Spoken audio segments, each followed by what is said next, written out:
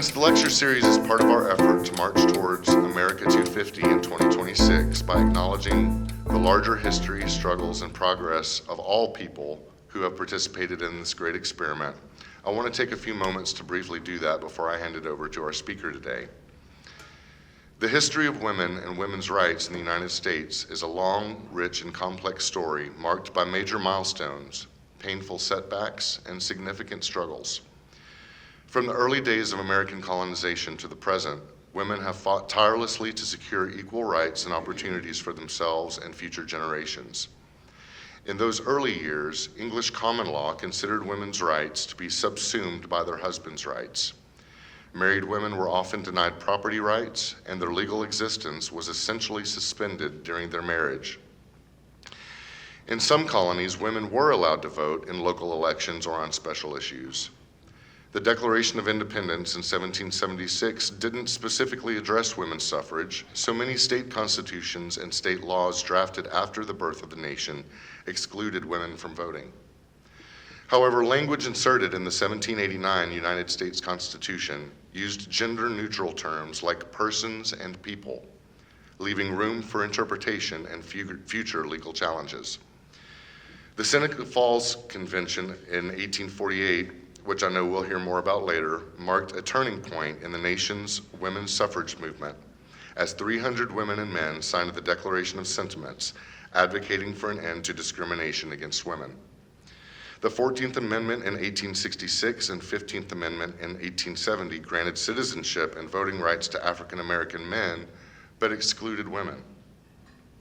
Women such as Susan B. Anthony and Victoria Woodhull continued to push for suffrage, with Anthony's famous 1872 arrest for voting in the presidential election, and Woodhull's historic nomination in that same election by the Equal Rights Party as the first woman to run for president. Subsequently, the 19th Amendment, ratified in 1920, finally granted women an equal right to vote. The 20th century saw significant advancements in the expansion of women's rights.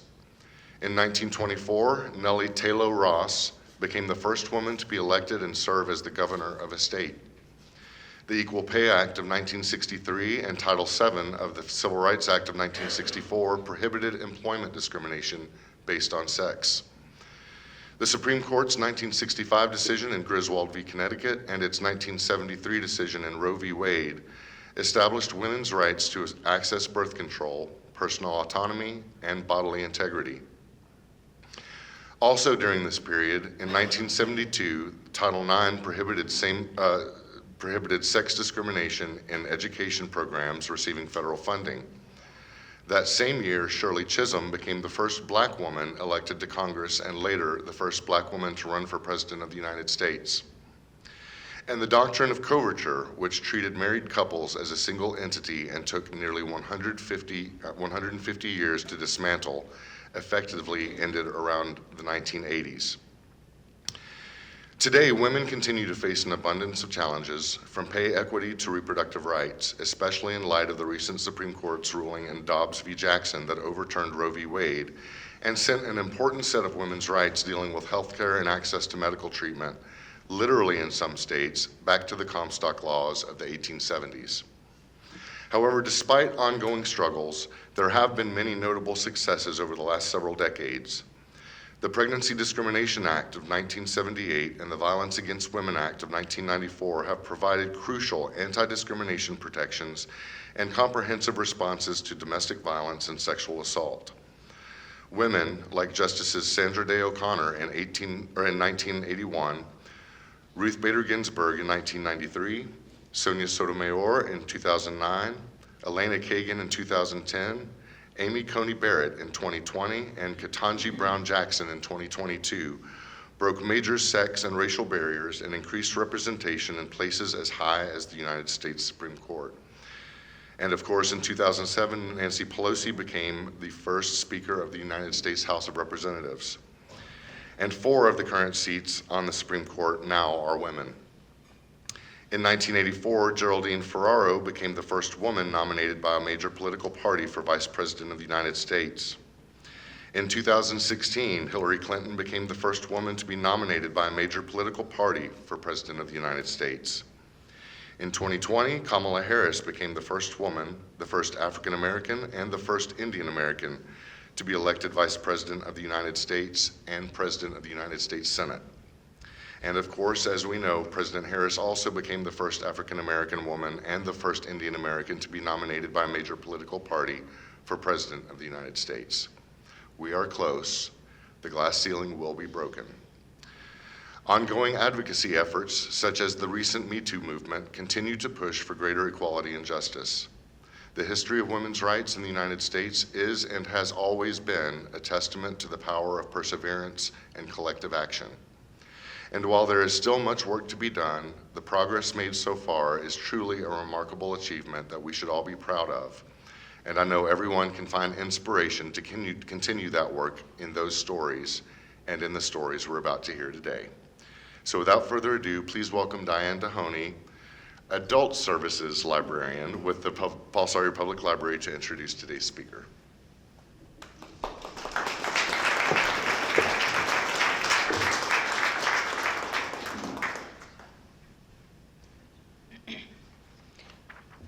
Good afternoon. Thank you all so much for coming out today. On behalf of the Paul Sawyer Public Library, we just want to welcome you.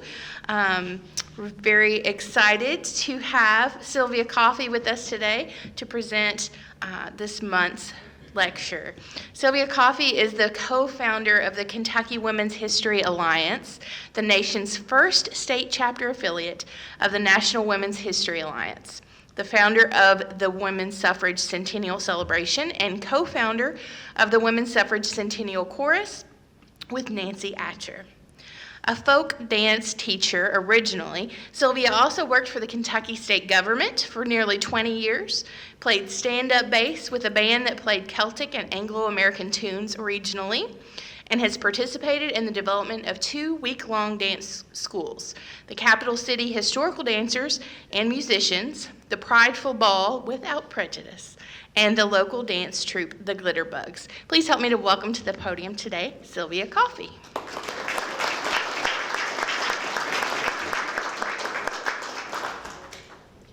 Now, let me put my hat on so I'll be prepared. Okay, Mr. Carlton told us so much, and he filled in much, and we're going to start from there. And thank you. When he called and said, would you be a lecturer for us? And I enthusiastically said, yes, very quickly. Probably so quick that he said, And I asked that it be in November because November of 1888 was when the Kentucky Equal Rights Association became organized at that time. So this is a significant month.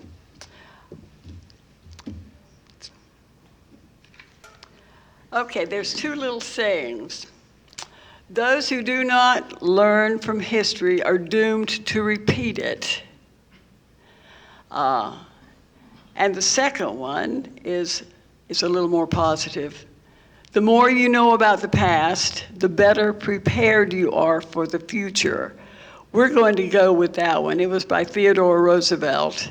And so it's positive, that's what we're doing. The more you know about the past, the better prepared we will be for the future. So let's go into the past. Now, John told you about the coverture law, the Blackstone coverture law that covered that women were under the man's control. He had control of everything, property. She was really his property. He was to take care of her and be her protector. And I guess he did. He protected everything, but he also gave her a lot of limits. They called that the women's sphere. They would be quiet, obedient, and self-sacrificing, but that would not last.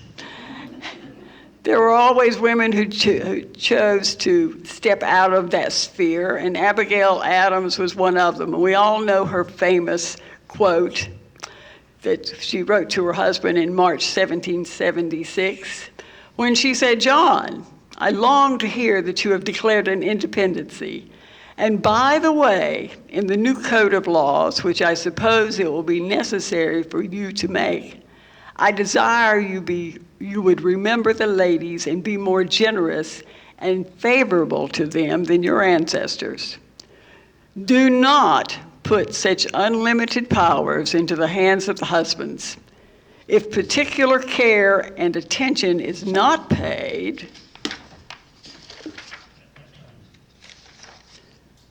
to the ladies, we are determined to foment a rebellion and will not hold ourselves bound by any laws in which we have no voice or no representation. Now, if John had listened to Abigail, we would have saved a whole lot of time.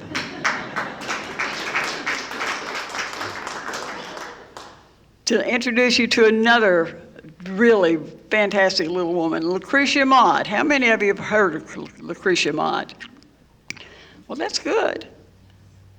She was a Quaker, and education to the Quakers was an equal, their boys and their girls. Their children were educated equally. So at that particular time in history, women were limited in their education. They could learn the homemaking skills. They could learn to read so they could read the Bible to their children. But that was pretty much it. But the Quakers educated both children, boys and girls, equally. And she was, Lucretia Mott was small, tiny little woman, but very determined. And this is one of her quotes: "I long for the time when my sisters will rise and occupy the sphere to which they are called by their high nature and destiny." She did not mince words. We would come to 1840. 1840 is really important because that's the year that Lucretia Mott and her husband James, they went to the London World Anti-Slavery Convention. Now, traveling at that time was a big deal, so that was a big trip for them. And also, the person who would be there would be Elizabeth Cady Stanton. How many ever heard of Elizabeth Cady Stanton? Yay, this is good. Elizabeth Cady Stanton was a young bride with her husband Henry, and Henry was the representative for the convention, and she was just there on her honeymoon. And so when they got there to the convention, everybody came in, and the first day of this convention, what did they do? The men discussed and argued, should the ladies be able to participate? And the ladies were just sitting there quietly, like waiting for them to make a decision. Well, this went on all day long. And finally, they decided, no, they don't need to participate. And in fact, they can sit over there behind that curtain, that roped off area, and they can listen to us while we go on with this convention. Well, Lucretia Mott and Elizabeth Cady Stanton is like, we're not going to sit here and listen to these men. So they toured London, and while they were touring London, they discussed, why don't we put a convention together? Why don't we put a convention together for women's rights? It'll be for women. And when we get back to America, that's what we'll do. But things got in the way for Elizabeth Cady Stanton. She was a young bride, then she had children, and so 8 years later, they would have a convention. How many have heard of the Seneca Falls Convention? It was really exciting. Now, they were expecting, this convention was put together quickly, like in 5 days. They put their little announcement in the paper. They really did not expect anybody really to come to attend. But about 300 people showed up, men and women. And so Then they had women at that time did not speak in public, not in what they call amalgamated audience. That means men and women. They did not speak publicly in front of men. And all of a sudden, it's like, well, what should we do? It's like, well, this is your convention. It's time for you to speak up. So they shyly did speak at this convention. And they read the resolutions. They got down to, they read Resolution 4, which everybody was agreeing with all these resolutions. The fourth one was, the women of this country ought to be enlightened in regard to the laws under which they live, that they may no longer publish their degradation by declaring themselves satisfied with their present position, nor their ignorance by asserting that they have all the rights they want. Well, everybody agreed with that one. And they went on until they got to 9, which said, it is the duty of the women of this country to secure to themselves their sacred right to the elective franchise. Well, it stopped. It's like, oh no, we cannot ask for the vote. Women don't vote. And Elizabeth Cady Stanton was firm in we need this resolution passed. And it would be a man, thank goodness. Men, we all have all these supportive men, but it would be a man who would speak up. And that man would be Frederick Douglass. And in his quote, he said, in respect to political rights, we hold woman to be justly entitled to all we claim for man. We go farther and express our conviction that all political rights, which it is expedient for man to exercise, is equally so for women. Our doctrine is that right is of no sex. Well, it narrowly passed with Frederick Douglass' support. Now, you might say that Abigail's rebellion that she was speaking of, it might have just started in 1848 with the Seneca Falls Convention. See, the woman's rights cause has begun. You might say the genie was out of the bottle and there was no turning back.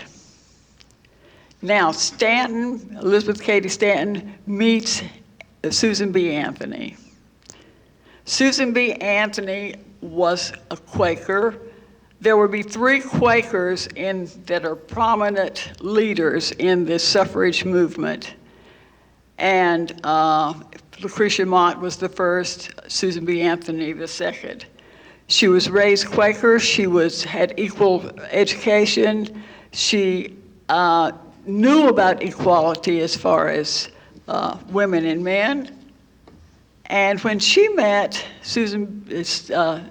Elizabeth Cady Stanton, there was a partnership that would last for 50 years.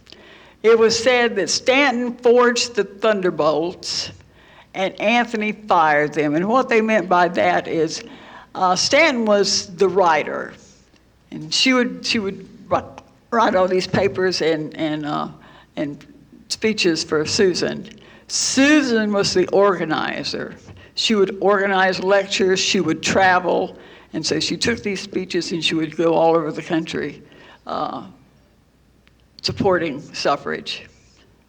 On October 1853, we're going to come into Kentucky now. Lucretia Mott comes to Maysville, Kentucky, and she gives a speech on human freedom. Now, the Motts were abolitionists. They were also part of the Underground Railroad. So this speech was significant for her. And in November of 1853, Lucy Stone comes to Louisville. Lucy Stone was a young woman watching her mother, the hardship that her mother went through because her father controlled everything and doled out very little to the women in the family. And because she was a woman or a girl, he said girls don't need an education. He would pay for the son's education, but he would not pay for her education. But she was determined to not continue in the same sphere that her mother was in, and she would get an education. She came, you can see her outfit. She was in the reform dress. This was a little woman who picked up on the short pants, the short skirt. She cut her hair short. She pulled it behind her ears. And this reform dress gave them more freedom of movement. But it was also, it's like, she really stands out. And when she came to Louisville, everybody was abuzz. They were excited about what she was going to say, but they're also excited about what she was wearing because it was so, so new. And she gave speeches on the Bible and marriage and speeches on social and education disabilities of women. We get to the Civil War. Now, you don't like, well, that's a man's war. No, it was really a woman's war also because women played a major part that no one really knows about. They supported the soldiers, the medical needs, raised hundreds of thousands of dollars. So they had a very important part in that. But Susan B. Anthony, she was wary because when the Civil War started, they dropped the suffrage movement. And her quote was, "The moment women drop their guard, the power that be will reverse our small gains." Time would prove her right. We can also take this quote as a quote that we can use today. The moment women drop their guard, the power that be will reverse our small gains.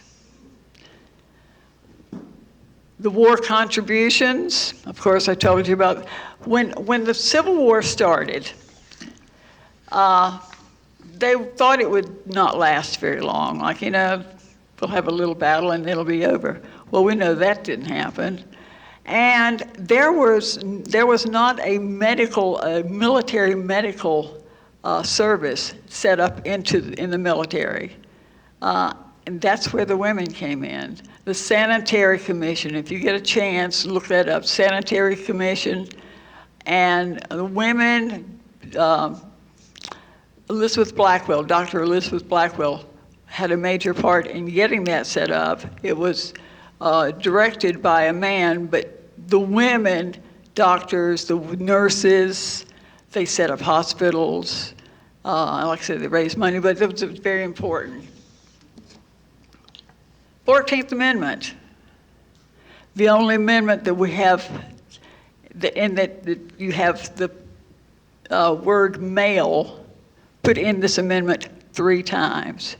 So with that amendment, women were excluded from voting for sure. And the 15th Amendment was for the newly freed black man. But the women did not go back to expectations of quiet, obedient, and self-sacrificing demeanor. In 1867, Kentucky women's rights started in Glendale and Hardin County. They said they were so enthusiastic, they were just gung-ho, and it was short-lived. But we consider that a beginning. And Kentucky enters women's suffrage with the Clay family. And the Clay family, in 1878, Mary Jane Warfield Clay and Cassius Marcellus Clay were divorced. Now, there's a reason for that. He was a politician. He was the diplomat to Russia for the United States, lived there for several years. He was a philandering husband and an absent husband, And when he came back to the U.S., he brought a child with him. And that was sort of the last straw for Mary Jane. And so they divorced. But when they divorced, she had rebuilt the house. She had built the farm to where it was prosperous. Everything was going well. She had raised all 6 of the children. And when the divorce was final, he got it all and she got nothing. And that's when the Clay girls, the mama and the daughters, got into women's suffrage. In 1878, Mary Barclay, she self-appointed her. She described it as being self-appointed Kentucky representative and attended the National Women's Suffrage Convention. And there she met Susan B. Anthony. And she invited Susan B. Anthony to come to Kentucky.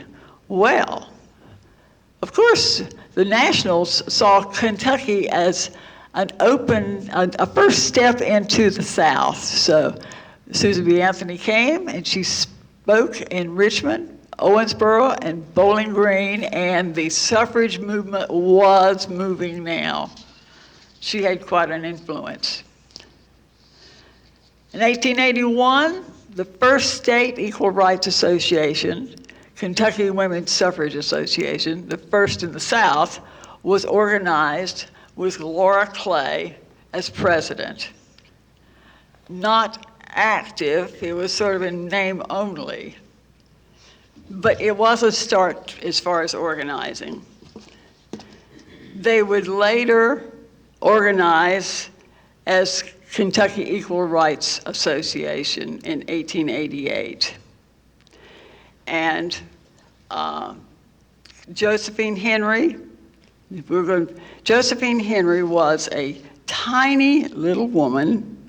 She weighed 85 pounds, and she was dynamite because if you wanted something done, she would get it done. Now, she was not at the when they organized for KERA, K-E-R, Kentucky Equal Rights Association, but she was nominated for, not nominated, but given a position.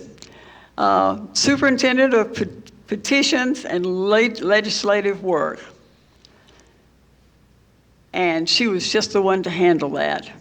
She was called the Woman Henry Clay because her speeches were so exhilarating and great. She boasted of having long been a suffragist, the only one in her community. With Josephine Henry's persistence, and she did have persistence, women won the right to make a will in 1892. Now, that's pretty late for, you think about making a will now, but that was not until 1892. 1894, she used this example to get her message across on the need for women's property rights. She was the major force in getting the 1894 women's property rights passed. And here's a little example. She says why they needed the property law, the women's property law. A man sold a cow that his wife had bought with money that it took 3 months to earn with her needlers. I guess she was knitting. And the only concession the poor woman got was that they allowed her to milk the cow before they drove it away. This Women's Property Act, husband and wife, it was also called the husband and wife law, but it passed. Afterward, Josephine Henry grumbled, "We could have obtained these crumbs of justice with far less effort if only they could vote for their own representatives." So she saw the picture quite well.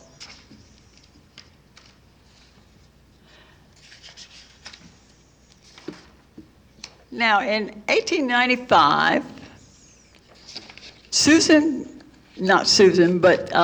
Cady Stanton published, her book was published, The Woman's Bible. How many have heard of that?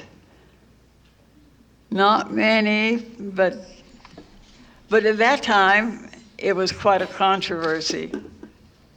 All she wanted to do, it was only about 10% of the Bible she picked out, and she wrote about, but it was just a thought of, I guess, touching the Bible and making comments.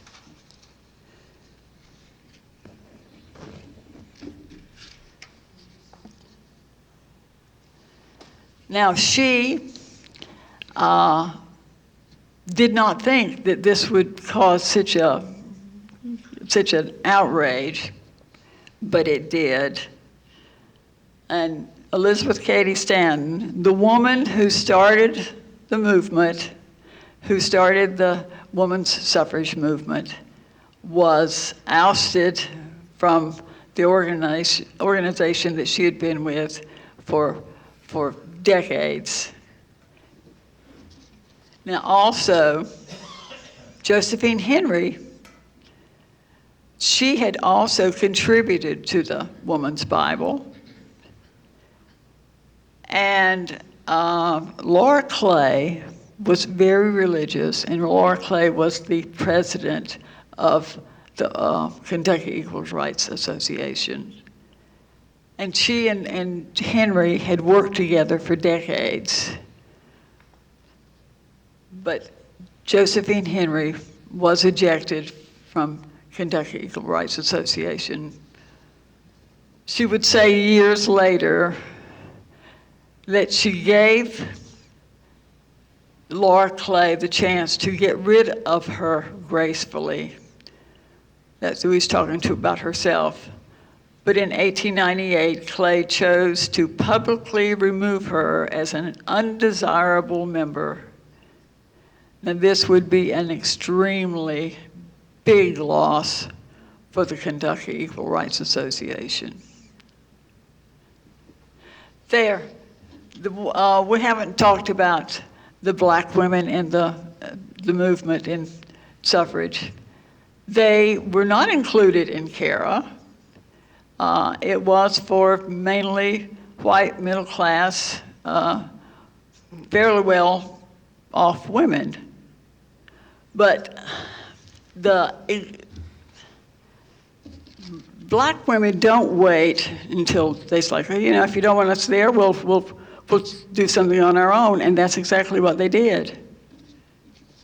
You have women like Georgia Nugent from Louisville, who founded the Kentucky Association of Colored Women's Clubs in 1903. And then this organization would grow to 112 clubs across Kentucky, striving for social reforms, women's rights, and women's suffrage. Then you have Mary Virginia Cook Parrish. I love this picture. She was at the founding session of the National Organization of Colored Women in 1896. This was a big to-do with this national organization because they brought, the women's clubs at that time was very, very big. It was clubs to improve like learning to speak French, literary clubs. Each one might have a specific theme or something that they worked on, but they were very, very important at that time, and many of them. That was another situation where the black women were willing to be with the national women's clubs, but they were turned away, and so they will just form our own, and that's what they did. Dr. Mary Ellen Britton from Lexington. She was a teacher, journalist, lecturer, suffragist. She was also a medical doctor, and she was the first black woman to be officially licensed in Lexington.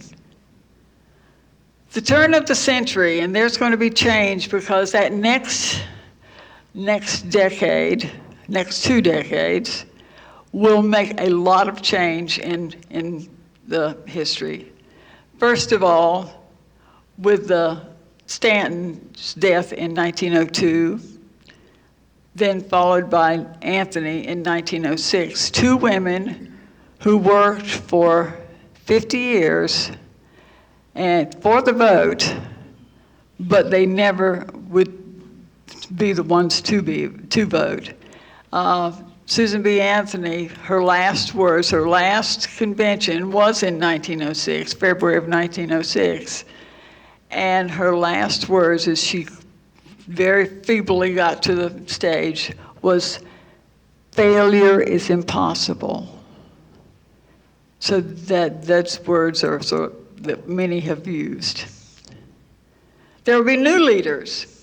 Anna Shaw, she was a minister and quite a fantastic speaker. She was not a very good organizer. Carrie Chapman Catt, who was a speaker and an excellent organizer. And Stanton, Elizabeth Cady Stanton's daughter, Harriet Blatch, she was also very significant in the next 2 decades. And there was Mary Church Terrell, who could speak 2 or 3 languages, and I can't remember the year, but she went to a convention in Germany, a national women's convention, and she was the only person there who did not need an interpreter because she gave her speech in fluent German. Then you have Ida B. Wells, and if you don't know Ida B. Wells, she is worth looking up, read her autobiography. It's fantastic. But she is the one that brought lynching. I know that's something you might not want to talk about, but lynching forward. She wrote books on it. She did investigating reporting, and she was a writer, and she was brave, and she would not step down for anyone. And then you have Alice Paul, our 3rd Quaker. Now, I don't know if you've noticed, but that we have 3, she was a prominent leader. We have 3 prominent Quaker women in the suffrage movement, which I think is sort of not unusual, but it shows the determination, first for justice, for equality, and the determination they all had. And in 1911, Louisville, the Kentucky Louisville women suffragists, would host the national convention. And that was a really big to-do. They were excited, they worked hard, it was extremely successful.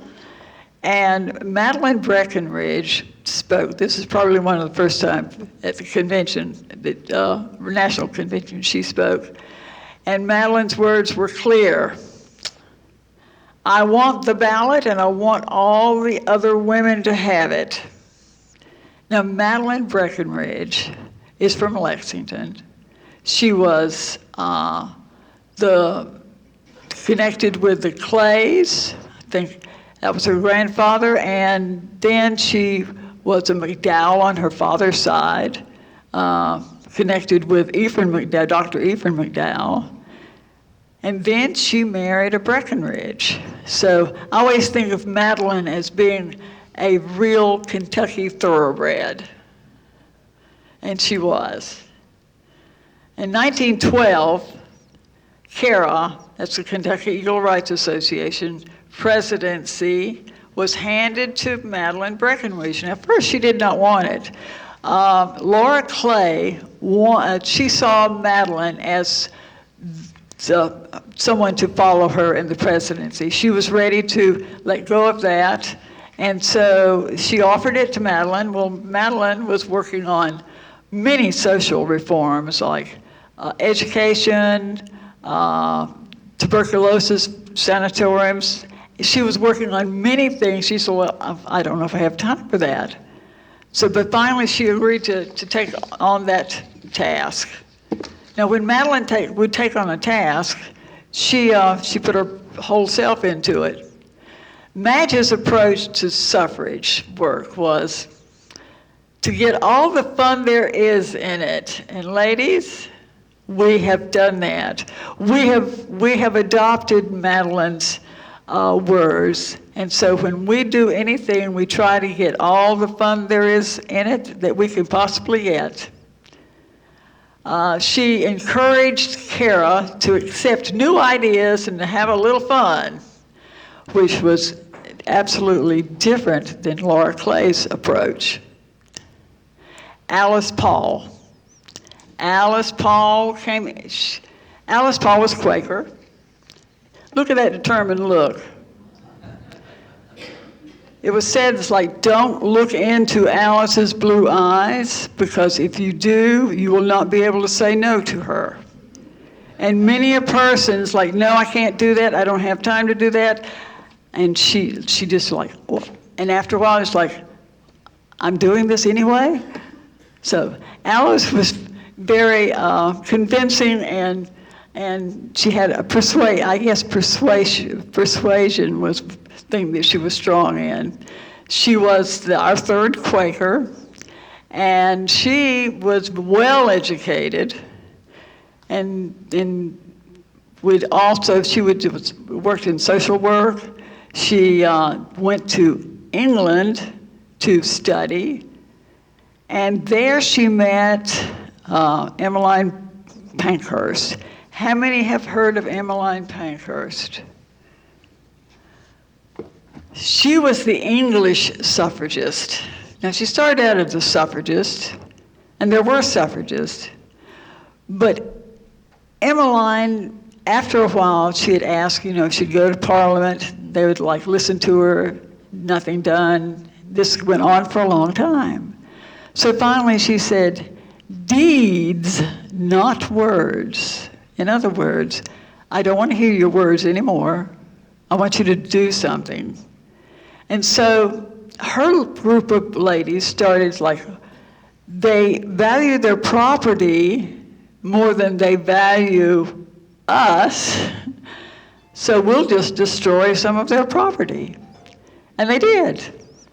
They would break windows, they would throw rocks through windows, they would blow up mailboxes, and such things as that. And Emmeline Pankhurst said, when someone asked her once about that, she says, well, we just threw small rocks. And it was just to let them know that we were declared, we wanted this done. We were serious. And I think after a while they got the idea that they were serious. Well, anyway, Alice Paul was in England, and she heard Sylvia Pankhurst speak, and she saw that the men in the audience, they would not let her speak, and that was not fair, and she was all about fair. And so she joined the Pankhurst group. So she learned how to throw rocks.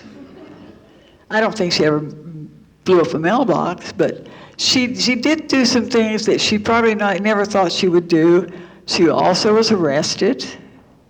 She was also force-fed while she was in England. So when this little woman came back to America, probably I think it was in 1910, she had had that experience. And it's like she comes back here and they're doing the same thing they've been doing. They're just like, well, we're having conventions and we're asking the men would you please let us have the vote? And she's like, not that anymore. So she's like, we need to do something. And she developed and organized the 1913 Washington Parade. Now, this was a big to-do. It was the day before Woodrow Wilson's first inauguration. And it was 5,000 women or more there. And the story goes that Ida B. Wells was there. And of course, Southern women were there. And the suffrage movement always seemed to have this fear that we don't want to offend the Southern women. Well, they never came around anyway, so they could have gone ahead and offended them. But the black women were told, "I'm sorry, but you'll have to march in the back of the parade." Well, Ida B. Wells says, "If I don't march with my group, I don't march." And so, I says, "We're sorry, you can't." So she just disappears. And when her group comes through, they're marching through. When her group passes by, she moves in and she does march with her Illinois suffragists. So I always like that story. Now, like I said, the Washington Parade was very, very successful until the men who were drinking, and they just like, what are all these women doing here? And they were attacked. As the women were marching down, they were attacked. They were hit. They were injured. And the police were there, but they turned their back, like, these silly women. "Why aren't you home cooking dinner?"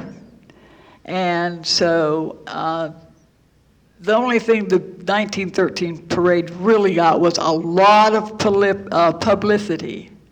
And from that, Alice Paul said, "Well, that was not bad. It's good to have the publicity at least." Now, we did have 2 Northern Kentucky women marching the parade, Jessie Firth and Mary Light Ogle. And Mary Light Ogle, she wanted to sue the United States government because of her injuries that she occurred during that day. Parades were on. Women were, they were seeing that parades were getting people's attention.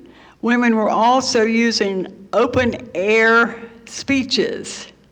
Now, picture this little woman with her, they call it soapbox, but getting on a little ramp and giving a speech like, "Taxation without representation, women's rights, vote for women."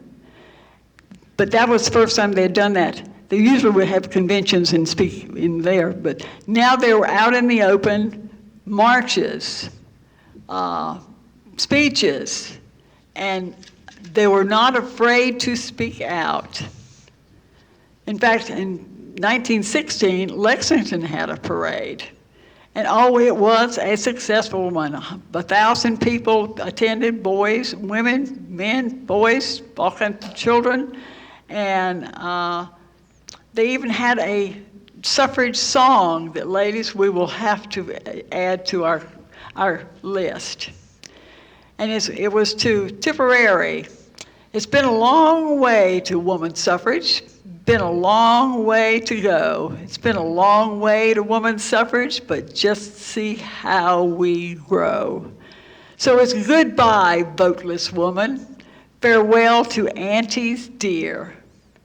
It's been a long, long way to women's suffrage, but it is almost here. Now, what she meant by aunties, we think of suffrage just by itself, but there were a lot of people who were not for women's suffrage, and those are the ones that were fighting against it, and they were called anti-suffragists. And there were men, but there were a lot of women too. Now, the national organization, and they would be under Carrie Chapman Catt now, They decided that we have been doing the state's amendments. We have failed in a lot of them. And we've put a lot of work in just trying to get each state to pass an amendment for women's suffrage. It's time to focus on a federal amendment. Do that, have all the states covered within that one amendment. And this was a breaking point for Laura Clay, because Laura Clay, our sweet little Kentucky Laura Clay, was a very states' rights person. She did not see and could not see that women's suffrage should be a federal amendment, should be gotten to by a federal amendment. And she became an anti-suffragist, she said, because she did not want a federal amendment to pass. Okay, we've had one war with Abigail Adams, that's when the Revolutionary. We've had the Civil War, and now women go through, and they're still battling for the right to vote.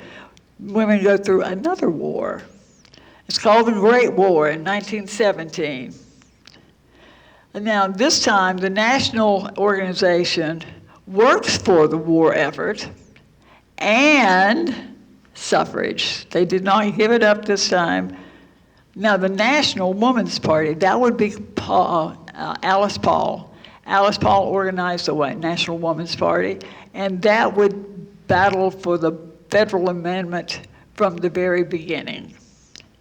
In 1917, the Silent Sentinels, Alice Paul's group, they put on their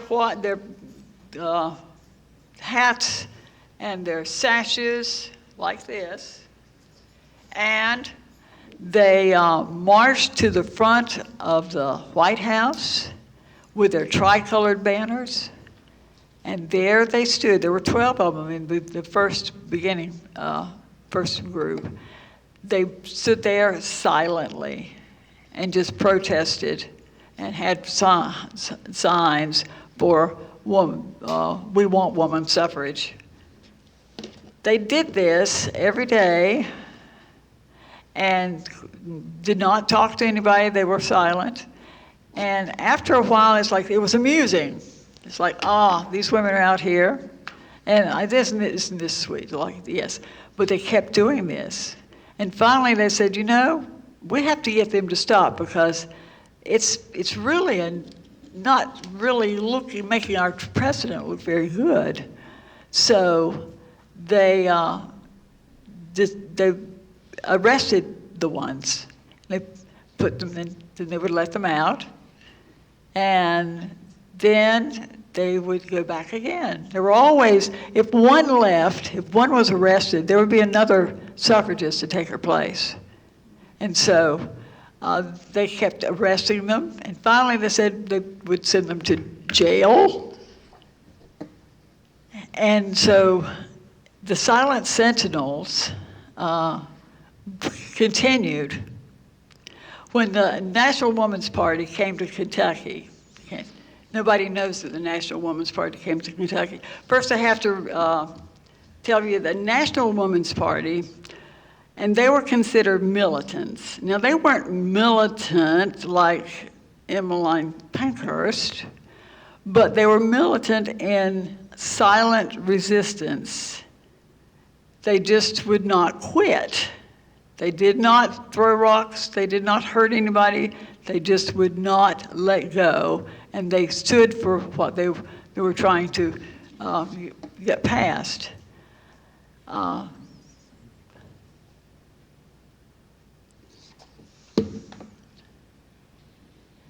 I was telling you about the Silent Sentinels and Alice Paul and the National Woman's Party.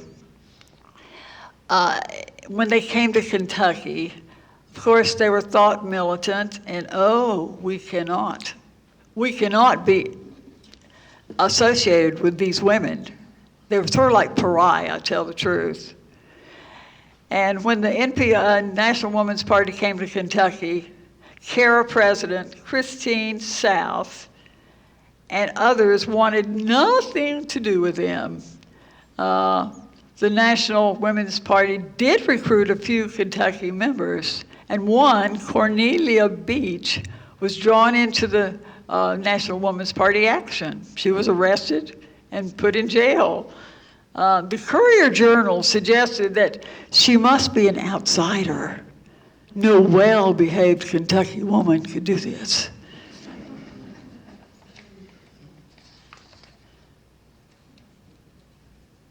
Well, pages stick together. Not only were they going through a war, the suffragists also had to go through a pandemic, and we all know about pandemics. And this one was, and probably it was worse than we went through. Millions and millions of people died. It would be the influenza pandemic of 1918. Through that, they did have to cancel meetings, but they continued on. Between the years, we're going to give a little history there with states. Between 1890 and 1918, 14 states had passed women's suffrage bills, with New York being the only state east of the Mississippi. Now, of all the eastern states, New York was the big state, so that was significant. But they were the only eastern state to pass. The rest of them had referendums and amendments, state amendments, but none of them had ever passed. Thank goodness for New York at that time. That was in 1917.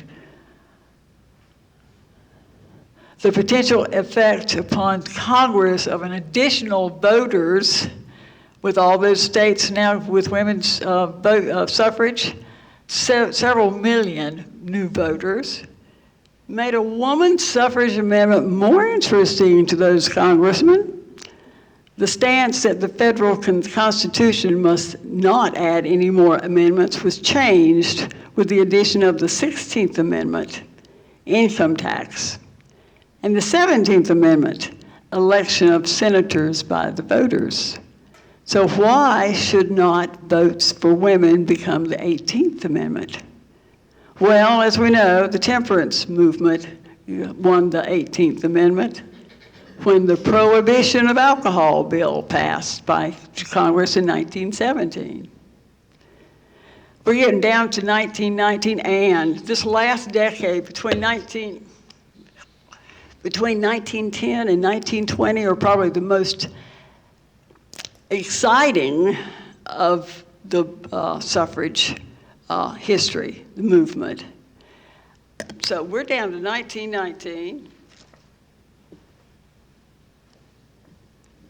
And Madeline Breckinridge takes over the reins of Kentucky Equal Rights Association for the last hurrah.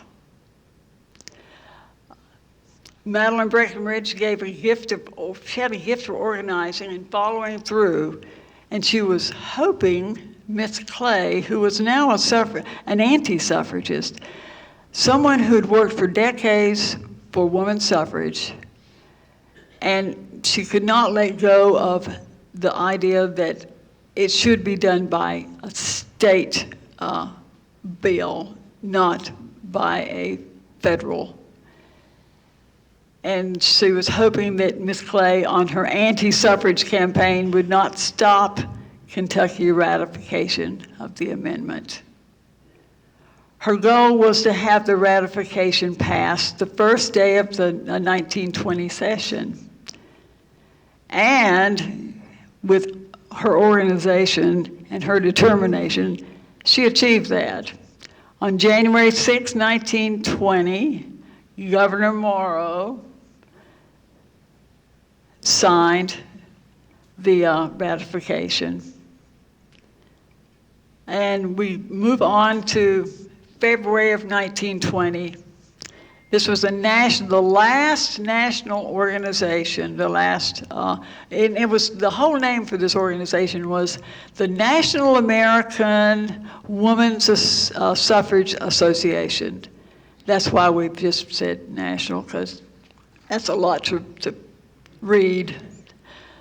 The National Women's Organization had their last convention, and at that convention, Madeline Breckinridge, she read the parody of My Old Kentucky Home, but guess what? We're going to sing it. And I think Madeline would be just tickled for us to do that.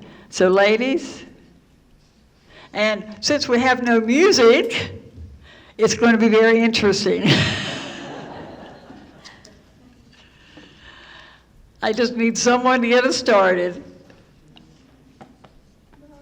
And this is audience participation. This is not for you to sit there and just listen. This is for you to sing. You have words. You know the tune. And I'm going to get away from the microphone because you don't want to hear me. The sun shines bright on my old Kentucky home. 'Tis winter, the ladies are gay. The corn tops on prohibitions in the swing, and the women's vote is well on the way.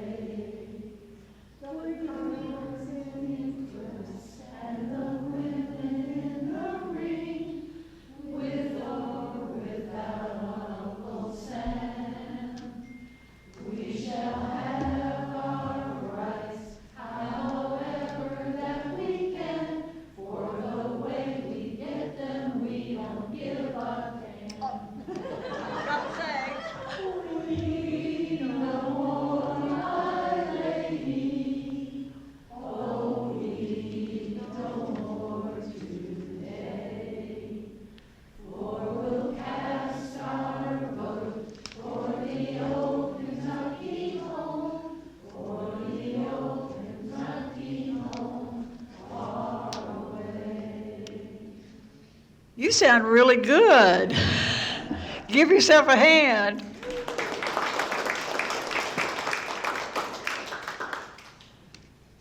Okay, I've got oh, here we go. Nothing like getting papers mixed up.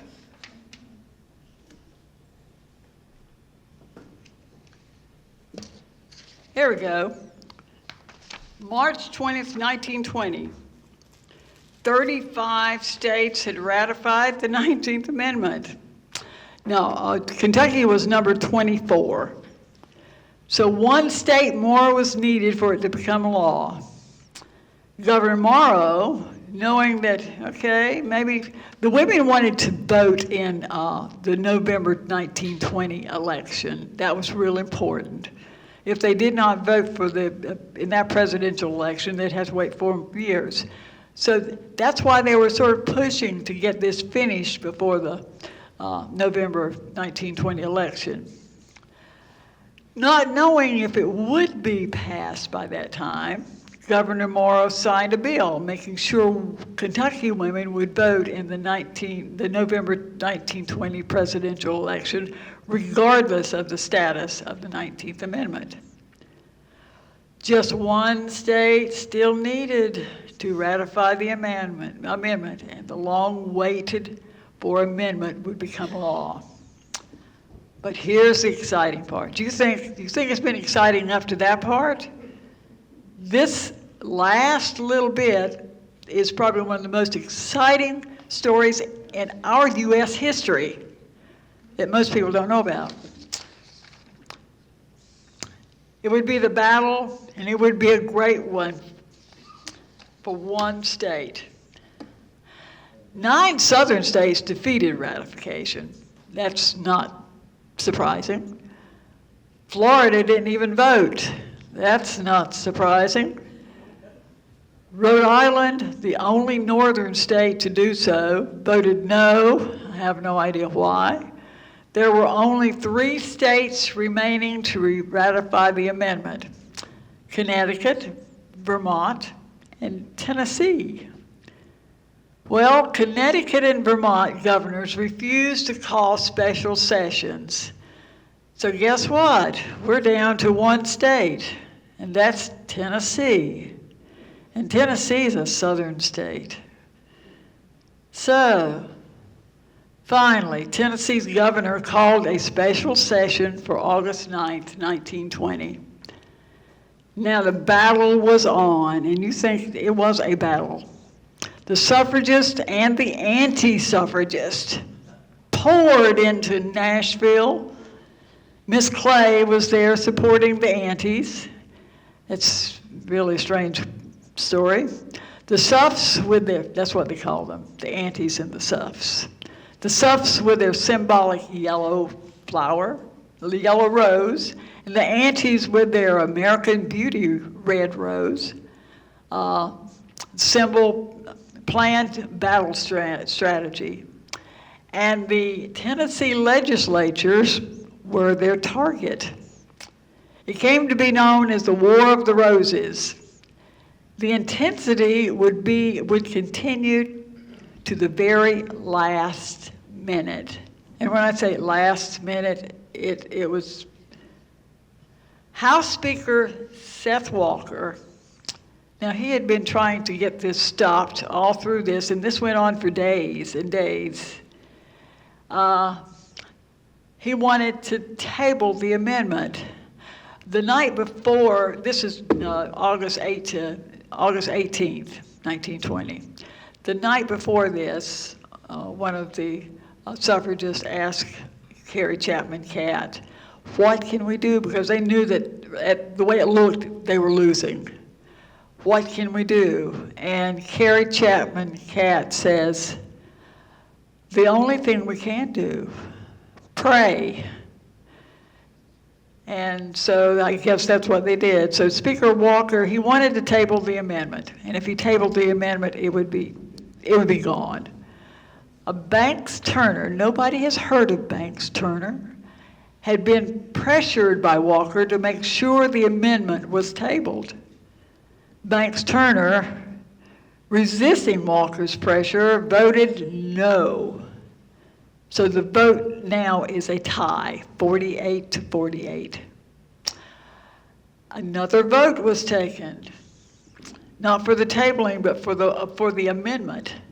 And this is when a young representative named Harry Byrne, who was only 23 years old, he was just, by our standards, he was very young. He changed his vote from no to yes. Here's the sweet part. He'd received a letter from his mother. Dear son, hurry and vote for suffrage, and don't keep them in doubt. I noticed Chandler's speech. It was very bitter.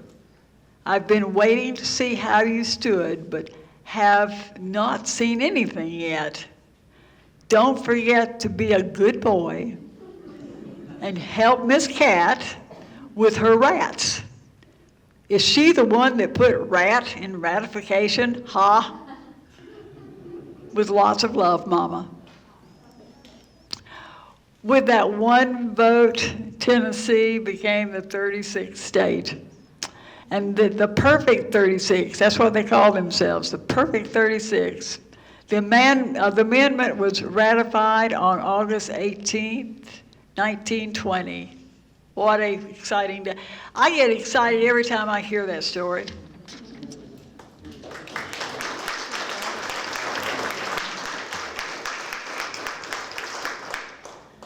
The 19th Amendment, the Susan B. Anthony Amendment, through decades of work, finally became law August 26th, when the Secretary of State signed the amendment.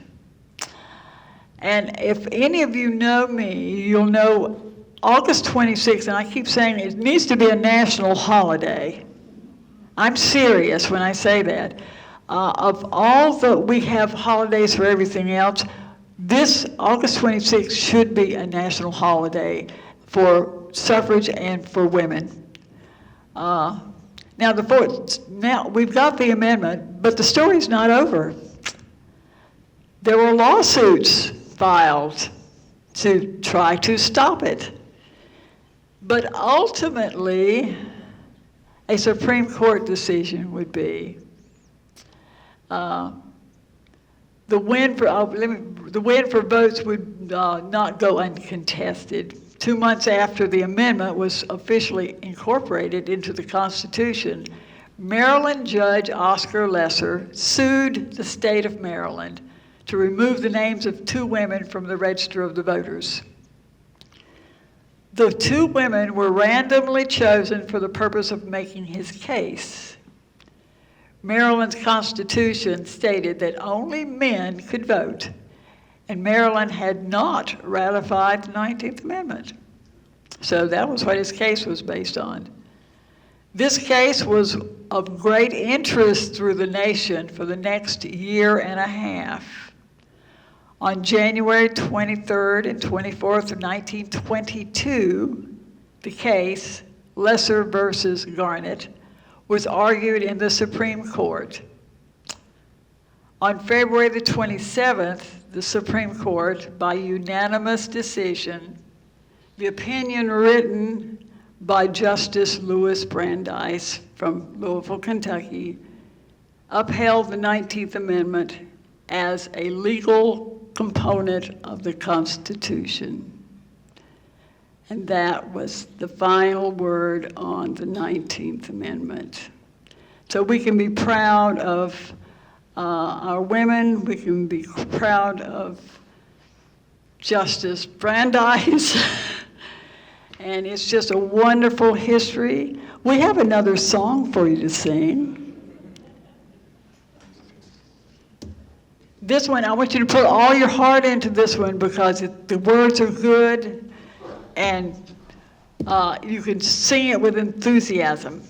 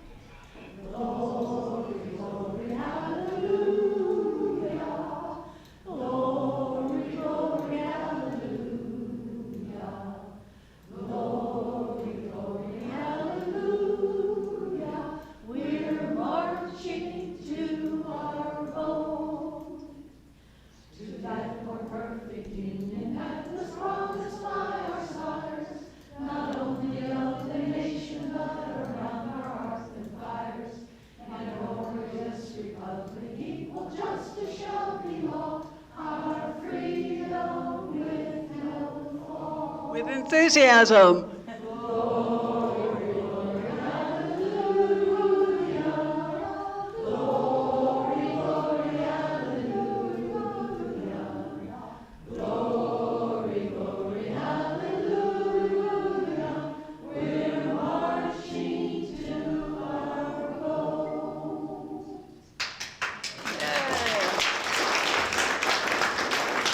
You did quite well.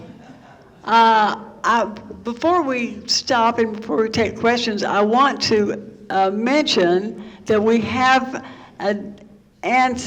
someone whose mother was a suffragist. Was it your grandmother? Yeah, grandmother, Rose Sauer, and she was in the picture of Governor Morrow signing the Kentucky ratification. And also Sally Lanham Clay. She is, I think, the granddaughter of Mary Barr Clay. So we have 2 prominent suffragist families here for us. So do we have any questions? Yes. November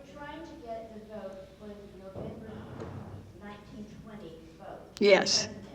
Yeah. Because of the lawsuit, the women did vote in that November 1920 election. The lawsuit was in the works. That when they said it was 2 months after the women got the final ratification was August 26th. It was 2 months later, and when they started the lawsuit, but it was still in the works. So November of 1920, women did vote. And their votes counted. They did count, yes, yes. Yeah. Can you expand a little bit on why the women's Bible was so controversial? I would love to. The only thing I know is that Elizabeth Cady Stanton thought that the Bible had held women back and was still holding them back. And it just irritated her that Paul and all saying women should be in stay in her place, that she picked out certain things like Genesis, the creation, and she would go over that and sort of describe what she thought it would meant. And then she did that with several pieces of sections of the Bible. I guess it was controversial, and I have a feeling a lot of people who were against it probably never read it.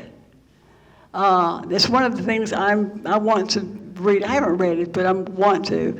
And I think they just said because it was someone taking liberties with the Bible. Yes. If I could, Yes. one of her arguments is that men say that men are superior because in the Bible they were created before women. So Elizabeth Cady Stanton says all the animals were created before men.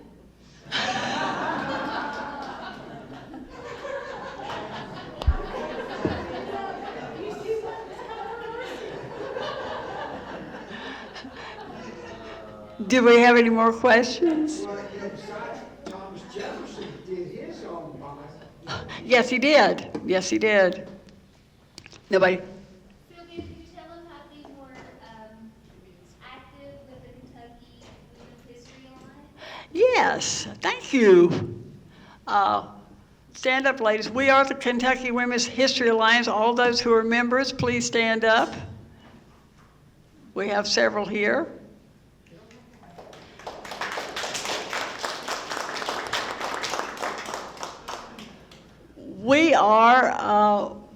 We started with the suffrage centennial. And after the centennial, we decided we wanted to continue telling the story and telling other women's stories in history. And so we have been organized for about a year. We are open to members. We're open to coming in and we have a lot of fun. First of all, that's one of the goals. It's like you have to have fun doing this. A lot of work, but it's a lot of fun too. And we share stories about women because women have always been there. I mean, there were 50% of the population. And while men are going off to work, to war, and sometimes they have to do that, who is back home holding down the home, making sure the farm is still running, making sure that the military equipment is needed, just taking care of family, continuing. I think of women as continuing, carrying on civilization. I know, gentlemen, but we do. We are there. We hold down the fort. We keep the home fires burning so that when you come home, you'll have a home to come to. But the Kentucky Women's History Alliance, we share history. We have programs. We have 3 programs coming up in 2025. There are some little sheets back there showing what programs will be coming up in February and March, and we're going to have a whole lot of fun in both those. And we're also open to new members. And if you want some to be on our email list, just fill in your information back there, and we will put you on our list, and you'll get all the information we sent out. Do you have any questions? I want us in front of you for a photo. Don't go away. Okay. I'd also like to tell you, one of the things we accomplished as centennials was we acknowledged all the 25 suffragists who are buried in the Frankfort Cemetery. So they each have a brass plate beside their tombstone, and there's a brochure at the office that has a map that shows their names and some information. So that's all free to the public, and we would like you all to enjoy it. Thank you all for doing that. And does Dr. Britton have one in Lexington? And I don't. So May I share a family story? Yes, we'd like that. So, many years ago, my great-grandmother, Mary Ross Hall, was a suffragist, and apparently not a big name or anything, but just somebody who went to meetings and stuff. And so, the time came when she was going to get to vote for the first time. And she and her husband were very practical country people. And so he came to her and he said, "Now, Mary, it ain't going to do us no good to go vote, because one of us is a Republican and the other's a Democrat, and our votes are just going to cancel each other out." And she said, "Well, yeah. We're practical country people, so okay, you won't go vote." And so he hitched the mule to the plow, and went out to the backfield to plow. She cleaned up to go down the vote. And when she got there, there was her husband riding him.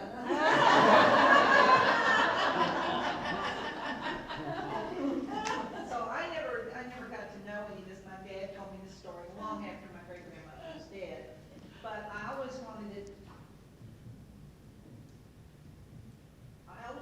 honor her. So I finally found her grave. And last week I went and put I thought it's small. Oh, yay!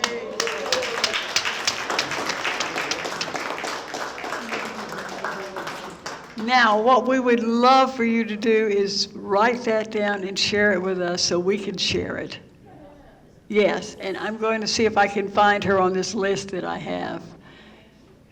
Yeah. What about the Equal Rights Amendment? Well, we're working on that one. We ain't there yet, but we haven't quit, put it that way. And we need it more now than we probably ever have. There for a while, it's like, we don't need it. We've got everything we want. Well, no, we took 2 steps forward and 1 step back. Sometimes we take 2 steps, 1 step forward and 2 steps back. So anyway, we're still working on it. So you might want to mention the website. Yes, there's a paper back there, and so there's some cards. On the paper, we have listed the upcoming 2025 upcoming events that the Kentucky Women's History Alliance will be sponsoring. And it also has our website on there. And the little card has a little, what's that little emblem on the back that you can just sort of use your phone? Yeah. Yeah. Does anybody else have a question? Your pamphlet, cemetery pamphlet. Oh, yes. You see this, I don't know, if you get a chance, look at this Kentucky for Women, the little emblem on the front. That is our medallion for the cemetery, for the suffragists. We have one with each in the Frankfort cemetery. Yeah. And that's what I was going to say. Sally Clay Lanham designed this, and she willingly gave it to us, and we absolutely love her for that, because I think that is one of the classiest and the best symbols that we could get. It's like, it's perfect. But Doesn't get better than perfect, but yeah, we love that. Does anybody else have a question? I think I would just like to thank you for everything that you do on behalf of the community.